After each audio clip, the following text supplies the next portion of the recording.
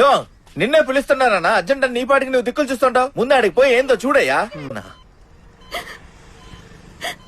జీవితంలో మొదటిసారి ప్రాణం పోయేది చూస్తున్నారా? ఇప్పుడు ఆమెకి స్పృహ లేదు, కానీ తన కొడుకు తనని చంపమని చెప్పడం, నేను ఆవిడ ఆక్సిజన్ తీసేంత వరకు అంతా ఆమెకి తెలుస్తుంది సార్. హాస్పిటల్లో ఇంతకు మించి ఖర్చు చేయలేమని పేషెంట్ కి సంబంధించిన వాళ్ళు చెప్తే వాళ్ళకి వెంటిలేటర్ సపోర్ట్ ఉండే అంబులెన్స్ అరేంజ్ చేసిస్తారు. బతికిన ఇంట్లో ప్రాణం పోవాలని చెప్పి ఇంటి వాకిట్లో ఆక్సిజన్ కట్ చేయమని చెప్తారు. ఎందుకని అడిగితే వాళ్ళ కష్టం పోగొడుతున్నామంటారు.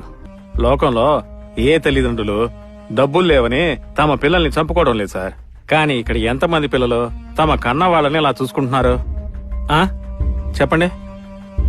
ఆ పాపం అంతా మనవడు మనవరాళ్ళని వాళ్ళ వంశానికి తగిలి ఏ పాపం చేయని పిల్లలే ఇదంతా అనుభవించబోతున్నారు సార్.